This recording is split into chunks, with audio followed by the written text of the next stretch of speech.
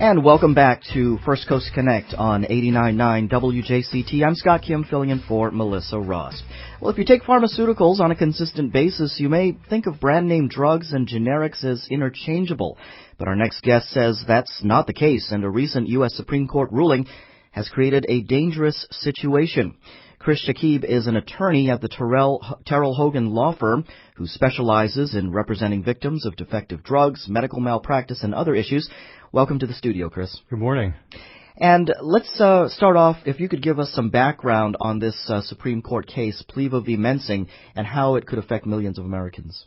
Well, last year the Supreme Court decided Pliva v. Mensing. It was a case that involved a generic drug, and the issue was whether people who were taking generic drugs and harmed or killed by generic drugs would have the right to file a lawsuit.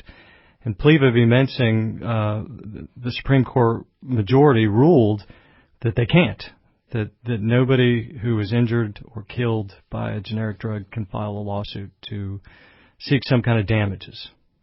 And so you pointed out, you sent us an example, one case, a woman from Vermont had her hand amputated after she developed gangrene after taking an anti-nausea brand name drug, Phenergan. She sued the manufacturer and won nearly $7 million.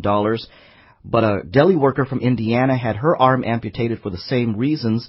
Since she was taking the generic form of the drug, her case was dismissed. That is a stark example of this in action. Right. And, Miss Levine was one of the key plaintiffs in a case that was decided a few years ago, Wythe v. Levine, where the Supreme Court said that people taking name brand drugs have the right to file lawsuits, when they're hurt or killed.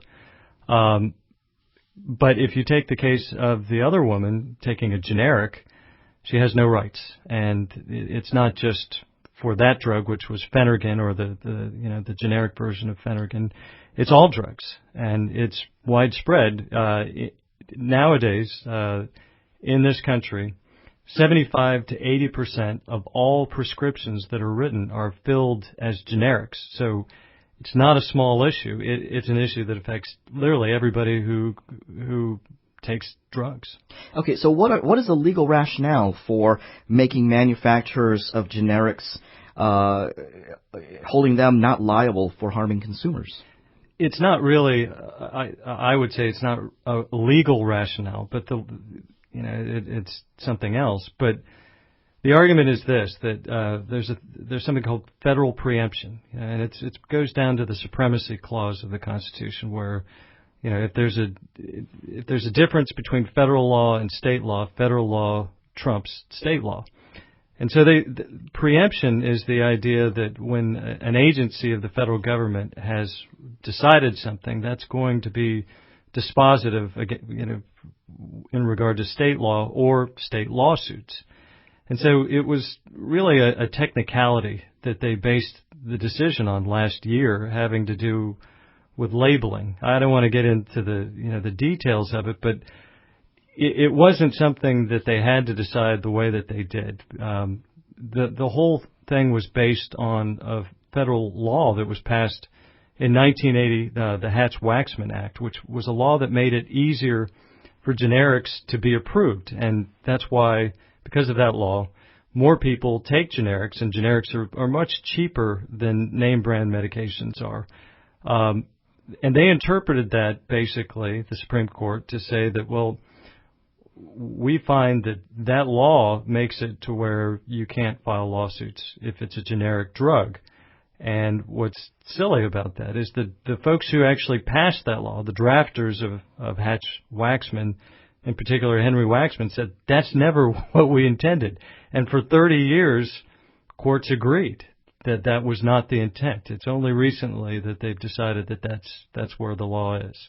So now we have essentially two consumer classes, those who take brand name drugs, those who take generic drugs. Is there any movement to change the situation back to where it was?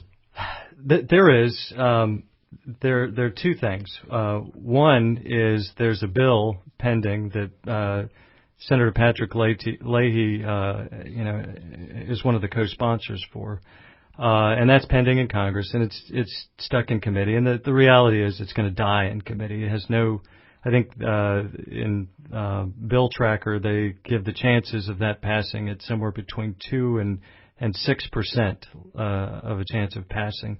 The second alternative is what's called a rule change through the FDA, and that's already been proposed, and it's pending. And there's a process for rule changes that's still going on. There has to be public commentary, and committees meet, and that process is going on. But the reality of that process is it's going to be determined by the presidential election, because depending on how the election goes, whether that proposed rule change is killed or not, that's going to be dependent on the election. What does your gut tell you?